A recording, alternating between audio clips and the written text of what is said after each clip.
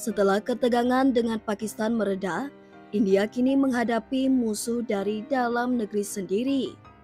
Hutan Chhattisgarh berubah jadi medan perang ketika lebih dari 10.000 tentara India dikerahkan untuk menggempur habis-habisan pemberontak Maois. Siapakah mereka sebenarnya dan mengapa konflik ini bisa berlangsung puluhan tahun? India baru saja menyepakati gencatan senjata dengan Pakistan, tapi alih-alih damai, India malah memulai operasi militer besar-besaran di dalam negeri sendiri, yaitu melawan kelompok pemberontak Maois. Operasi ini diberi nama Operasi Nol atau dikenal juga sebagai Operasi Kagar. Targetnya, menghancurkan gerakan Maois di kawasan suku yang kaya mineral di negara bagian Chhattisgarh dan Telangana. Operasi ini melibatkan lebih dari 10.000 personil militer India dalam beberapa bulan terakhir. Lebih dari 200 pemberontak tewas, termasuk pemimpin senior Maois. Pada satu hari saja, 27 orang tewas, termasuk tokoh paling dicari, Nambala Keshavarao alias Basa Faraj, Sekjen Maois India. Namun, sejumlah aktivis dan tokoh oposisi mempertanyakan operasi ini. Mereka khawatir warga sipil Adivasi, kelompok pribumi India, ikut menjadi korban.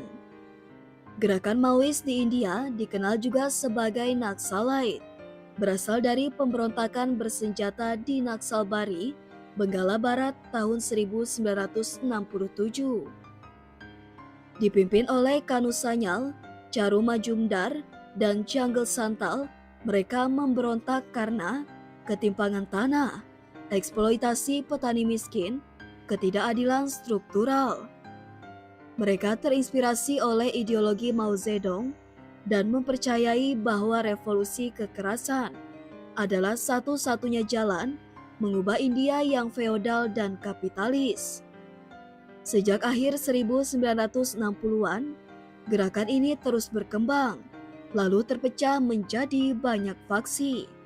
Salah satu pecahannya, CPI atau Maois, dibentuk tahun 2004 dari gabungan dua kelompok besar. Mereka beroperasi di wilayah pedalaman India, disebut Sabuk Merah, yang kaya sumber daya alam tapi miskin pembangunan. Ironisnya, wilayah-wilayah ini juga dihuni oleh Adivasi, penduduk asli yang seringkali tidak mendapat akses ke pendidikan, kesehatan, dan keadilan. Menurut data resmi pemerintah India, 11.000 lebih korban tewas sejak tahun 2000, terdiri dari warga sipil dan pasukan keamanan. 6.160 pejuang Maois tewas dalam bentrokan dengan aparat. Namun banyak pegiat HAM menyebut bahwa sebagian besar korban adalah warga sipil tak bersenjata yang dicurigai terlibat Maois. Partai penguasa India, Bharatiya Janata Party atau BJP, menjalankan strategi pembasmian total terhadap Maois. Tapi pertanyaannya, apakah ini solusi atau justru menambah luka lama?